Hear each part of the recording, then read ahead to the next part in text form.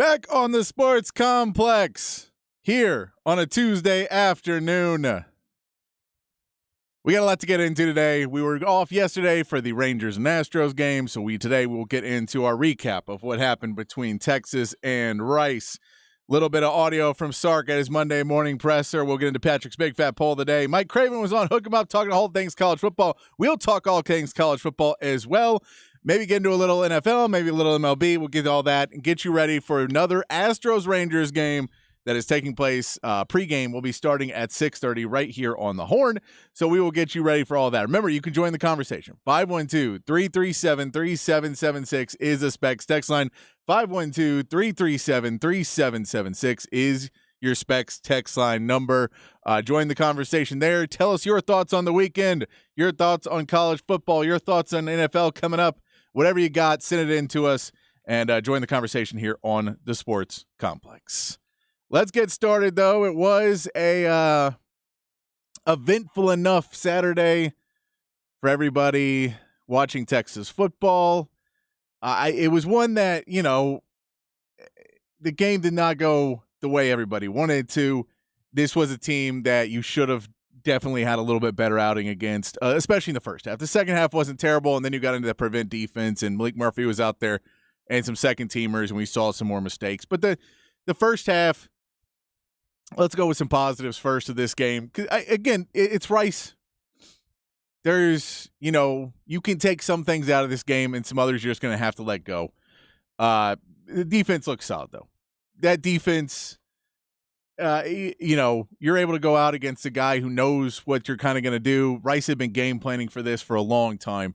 You're able to get out there and start off, and basically for the entire game until you start to play really loose in the secondary in the second half and kind of play that prevent defense. The defense looks solid. The secondary was not allowing really any spaces, what you would need to be able to do. Those elite teams have the secondary and linebacker core to not be able to do it. That natural pressure, not rushing pressure, it was good enough. You're going to need to get it a little stepped up further. I think you're going to have to kind of manufacture some pressure this year still, but that, you weren't going to show a ton of it against Rice.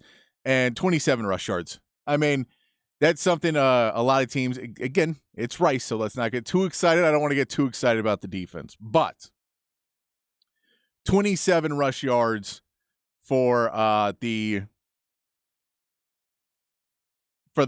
Rice Owls is a great start for what you want to be able to do this season of being able to control the lines of scrimmage, and you controlled it on one end, right? You controlled it on one end.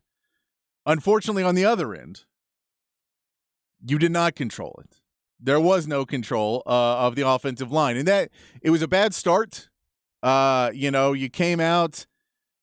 You unfortunately had the screen pass where it just gets blown up so quick, and Quinn puts the ball a little bit too low to try and make sure it's not a mistake. You go for it on fourth down, don't get it. That's something that was one of the biggest takeaways, is that both fourth down attempts got stopped. You cannot have that. You're not showing anything big, but your O-line needs to be able to push and get you 2 or 3 yards against a Rice. If you're going to have any hope of doing that, I don't know if this is going to be a team that is going to be able to go for it on fourth down a lot with just pure muscle with the way this offensive line looked in that game. We can say the wide receivers look great. The running back room, Cedric Baxter, he was back at practice today, back at practice yesterday. So, we know that CJ Baxter can come out. He looked pretty good. Jonathan Brooks, to me, other than, a couple of, one big touchdown drop pass that he had, and I believe he was out on that fly, the rollout there. That he looked really good. We didn't get to see a lot of Keelan Robinson. I believe that's, you're going to hold him out a little bit more for the Alabama game. We know he's going to play more in the Alabama game. They didn't want to show too much of that. So that should tell you. The fact that Keelan Robinson was not a major factor in this game should tell you everything you need to know about how, fancy of a playbook we were going into in this game. It was a lot of draw plays and screen plays, especially once we saw how bad that O-line looked. And I don't know. I don't know what the problem with the O-line is. We're going to have to see it again this week. And if Alabama tears it up, it's going to be a really long season. It could have been a number of things. They talked about it The players did afterwards. The communication wasn't there. They weren't picking up. How many players just walked in? The blitzes were called from Rice and no one saw it. Whether Quinn didn't see it or whether the center didn't see it, you need to have way more communication. You're about to go into a hostile place. Alabama fans are going to be loud. That's something you're going to have to work on all week, is a communication of this O-line. It was god-awful. You're at home playing against Rice, and you continue to miss picking guys up. And I think Sark's going to have to also realize that even though he has a lot of returning starters, that still is a somewhat young offensive line, and you're going to have to use some pass pro as running back. As much as he would like to slide his running backs out into the receiving game, you're going to have to use them somewhat because the offensive line just wasn't there, and you have to allow Quinn a little bit more time than what he was getting if you want him to be able to be an effective player. And I got different text and different people reaching out to me on Saturday about Quinn Ewers. He threw a couple deep balls that didn't look real good. He didn't have a ton of time on most of them. He threw some off his back foot because he had pressure coming. He was trying to get the ball out and do what he was supposed to do. I think that this is, I was happy to see Sark call more plays in that intermediate game. And I think that's something he's going to have to continue to do. As much as you'd love to throw the ball deep with Quinn because we know he has the arm to do it, he just hasn't been making those reads extremely well. And if he doesn't have that timing and those reads now, we saw him, he threw the one and it drifted out of bounds on him on Xavier Worthy. And Worthy wasn't really even that open. And he licks his fingers afterwards and does is the wind picking up, all those things you see. It's not, that's the kind of thing when you have to pull him onto the back of the side and really try and calm him down and say, it's okay. We missed that one. Let's go out and play football, because I think there was too many times in this game that we saw Quinn Ewers start to get, in his own head a little bit and start to worry because the O-line was letting, he was not expecting to have that much pressure on him in a game. And, Sark talked about it all offseason about how physical they were doing. That offense did not look like it had been playing physical football, at least the O-line. And Quinn Ewers started to get into it, but he started panicking too much. He shouldn't have as many rushes as he did in that game. I know you're going to need him to be on his feet at points, especially when you go to Alabama. You're going to want him to be able to be mobile a little bit because it opens up more things. It allows you to pull some pressure off if he runs, but you can't have him running as much as he did in that game if you want to be successful going through the season. And so you're going to need him to be able to sit in that pocket and have some progressions. There was a play where he broke through and the pocket actually held. It just pushed back a little bit, but there was enough time for him to sit in the pocket and go, and he ends up trying to scramble, gets caught with one arm on the way out of the pocket. Those are the type of plays he needs to work on more than anything else. The deep throw is either going to come or it's not going to come, but I'm not as worried about that because we know what he can do in other places, and he made a bunch of other really good throws. So I'm not as worried about that. I know I'm worried about Sark making the play calls, but I'm not as worried about Quinn Ewers on the deep ball throw. It's not something that he is, it's such a feel thing. Those deep balls, you can practice it all day long, but the practice is only really to get you that timing and that feel of where the throw is, because, you're trying to put a ball. And we saw a thing, we did a skills competition. I don't think it was last year, but the year before, they did a skills competition in the NFL. And, you looked at some of the younger quarterbacks and they couldn't get anywhere near the, 40, 50-yard pass downfield. And it just takes time. The older quarterbacks can nail it no problem. That's something that just comes with field and repetition. And, he hasn't had enough time on the field with pressure coming at him where he's actually a little bit more afraid and getting his footwork down and getting that back foot and putting it right where he wants to put it. I'm not as worried about that as him trying to make progressions and him trying to make reads on the defense. Sark did speak to the media today, though. And here's Sark's opening statement when he spoke to the media. Yesterday, spoke to the media. Here's Sark's opening statement to get us in to kind of recap mode of the game. It wasn't a bad game. The second half looked much better. Everybody was able to calm down a little bit. I think the pass rush and the O-line for Texas, the pass rush for Rice and the O-line for Texas kind of took this whole offense and threw it. You had to throw it out because they weren't ready for what Rice was bringing at them. Rice had been preparing for a long time. and Texas wasn't ready. You need to be much more ready next week. But here's Sark today talking to the media. Here's his opening statement. A couple things, just recapping last week's ball game. What I thought defensively kind of held true. I thought we played really hard. I thought that we populated the ball, tackled pretty well. I thought our defensive front, T'Vondre Sweat had a heck of a game. But we found ways to pressure the quarterback. Probably missed a couple opportunities for another couple sacks there. Creating the turnovers, really limited, I think, them to 2 explosive plays, and, one of which was a self-inflicted wound. Just we didn't match a route very well. So a really good performance on the defensive side of the ball.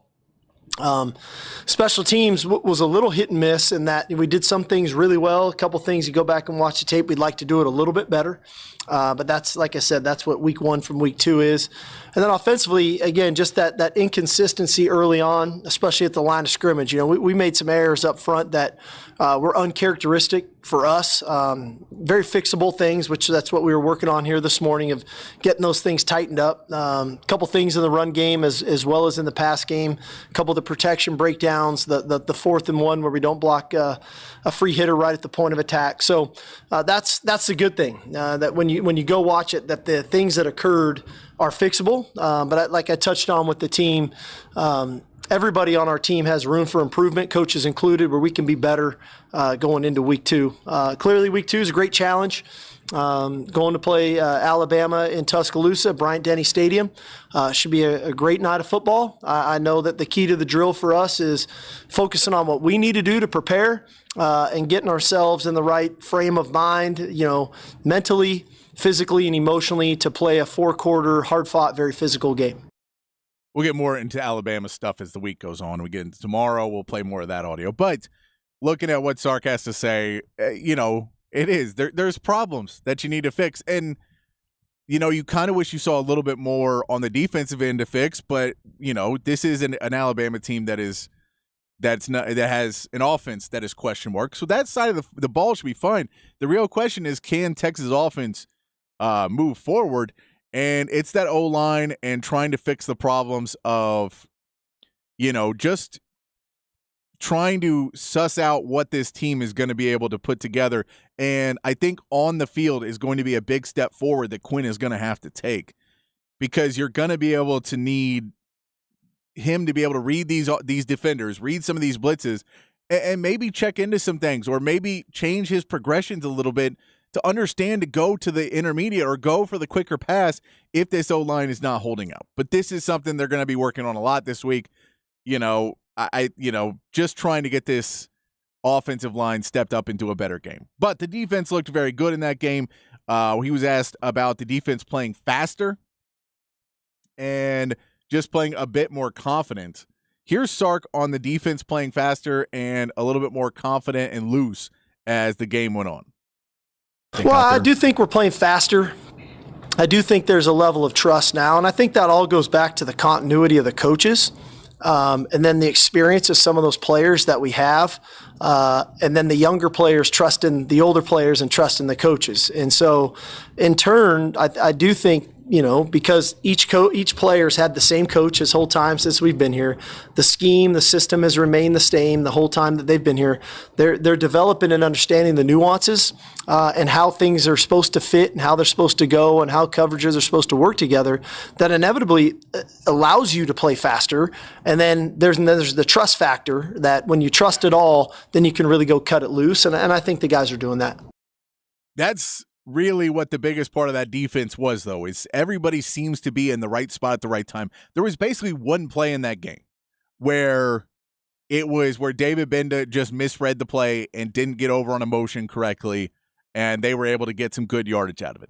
But that's one out of the entire game. In the second half, when they went to that prevent and they kind of just played a loose man or a loose zone defense, it became, a lot easier for Rice to at least move the ball a little bit. They still weren't giving up much, but it made it much easier for Rice to move the ball. You wonder a little bit more on red zone of being able to work against a stronger O-line, but there's no blitzes in this package either. So once you start using blitzes and now guys are having to cover someone that's not their own, then you're going to have to start to figure out a little bit of how fast this defense can play. But this is something that we saw in the game like Alabama last year was Nick Saban likes to throw out his man defense, and Quinn Ewers was able to tear it up early in that game. It was nice to be able to see the defense be able to play loose, fast, and stay on top of what they were doing. That's the good part of the game. We'll have a little bit more good in this press conference, but let's get to it. This is what the biggest takeaway of the Rice game for whoever's watching it. You know, you can put a little bit on Quinn, you can put a little bit on coaching, but the reality is the biggest thing that everybody saw was offensive line play. Here is Sark talking about the offensive line play in that Rice game. You know, I thought Christian Jones had a nice game at tackle. He's probably the cleanest performer on the offensive line. I felt like the rest of the guys kind of took turns with some simple errors, things that reverted back to kind of training camp stuff that, like I said, I knew we could fix and that we'll get fixed this week. The thing I didn't love our physicality. I feel like we're a more physical football team than the way we played. And so that's a real challenge to our guys. There's a style and manner in which we want to play the game up front. And we've got to become more physical. We've got to play more physical. And I think that comes when you remove some of the hesitation. Like I said, Saturday after the ball game, I felt like we were a little bit slow and a little bit hesitant trying to kind of diagnose what we were trying to do up front. And in reality, we got to go cut it loose, and we got to play a brand and style of football that is ours. And this is where there's a bunch of things to take out of that of mental mistakes that you were making early in practice. But I think when you really look at what that O-line was missing and what that O-line seemed to be, whether whoever was messing up the play, whoever didn't pick up their guy, whoever was in the wrong spot, I agree in physicality. I want you to be a more physical team. Your run blocking wasn't terrible. You only missed a few in the run blocks that the guys were able to get through, which you shouldn't be missing those either. But once you tell someone just to move forward, they were doing pretty well in those. That pass blocking was kind of where the problem was in identifying the defense in the pass blocking. And I think there might be something to being said of this team not having a set leader on the O-line. We all know Banks was supposed to be the best player, but he's over there in left tackle, so he's not going to be the guy. Jake Majors just gets that Lamborghini deal. You really need Jake Majors to step up and be the vocal final say in what's happening in that offensive line. And whether it's Quinn Ewers and Jake Majors working together or you really need your center to be able to communicate at a very high level what the pass protections are, who to be watching out for. Even though you got your guy, even though you grabbed the guy in front of you, that's not always just good enough. Even if the play calls for a double team on the left on, a defensive end, you can't then allow a linebacker a clean pad to the quarterback.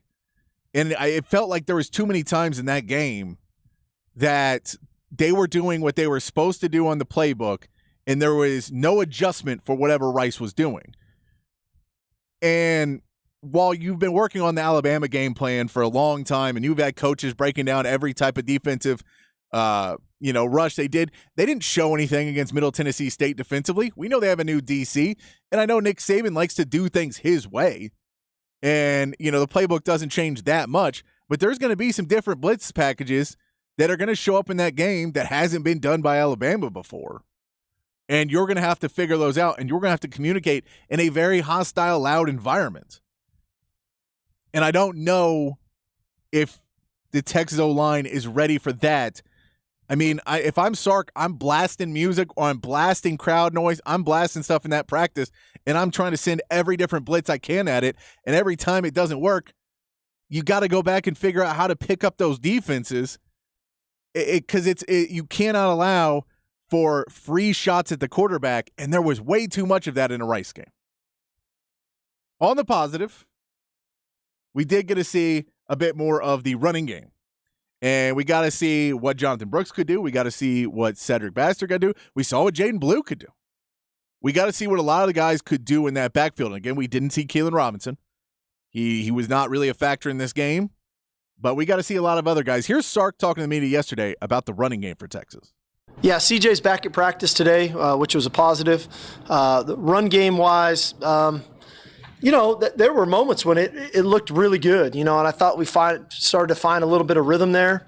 But my evaluation of the run game might be different than others. It's how do we run the ball when they know we're going to run the ball? That's really critical, and that's something we take a lot of pride in our team run periods, the emphasis in which we do it. But like I said earlier, I thought some of the errors that occurred in the run game, why things weren't as clean as we maybe would have liked, we didn't trust our training well enough, and that's something that we need to improve upon. Because we can't guarantee what every front's going to be or what every pressure and line stunt's going to be.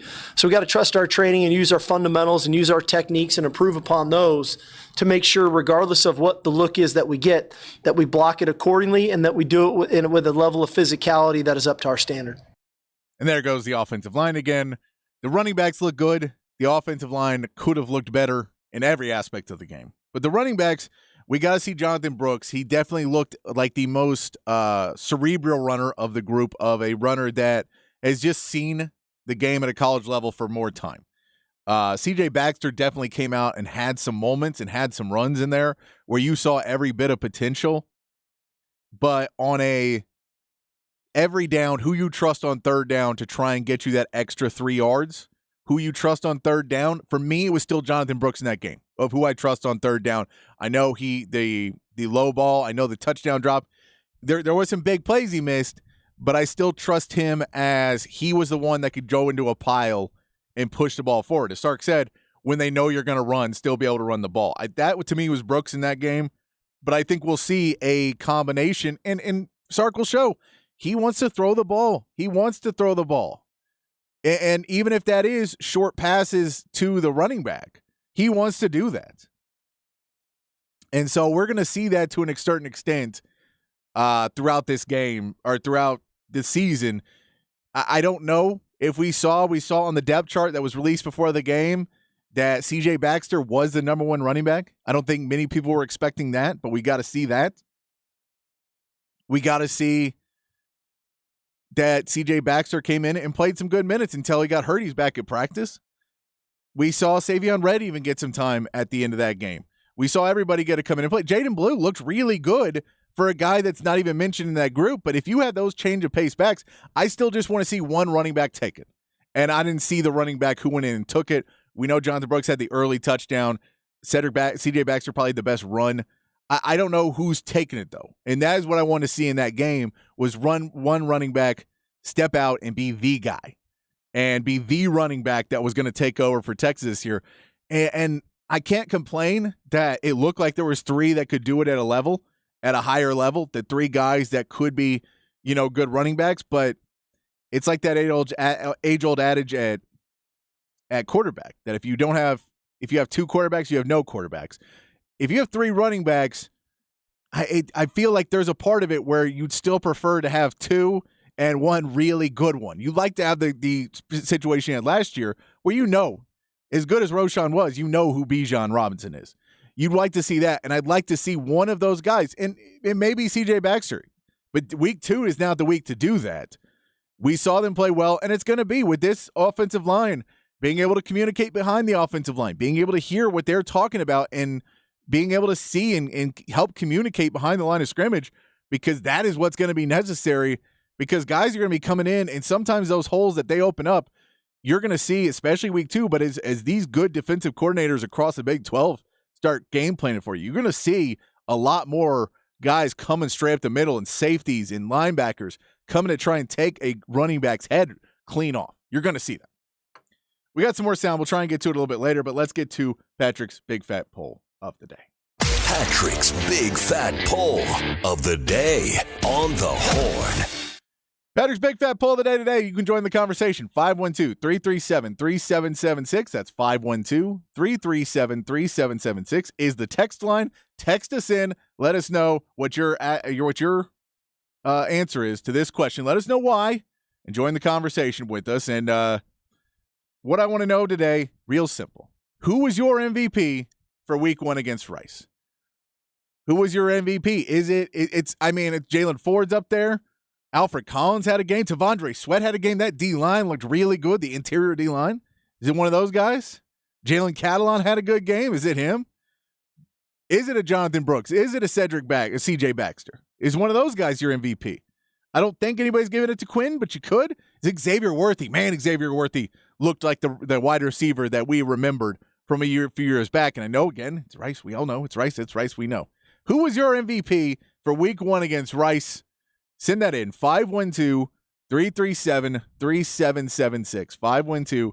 512-337-3776. Who's your MVP? I'm not going to say offensive or defensive. You can pick it, and we'll take your answers, put them up on a poll on social media after the show.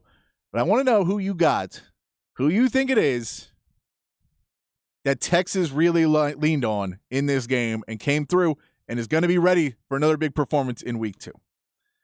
We come back. We're going to listen to Mike Craven. He joined Hook 'em Up with Ian Rob B this morning, talking all things college football, keeping the college football talk going. Join the conversation, 512-337-3776, and we'll be right back on the Sports Complex here on the Horn, 101.9 and 1260, the Horn app, and at hornfm.com.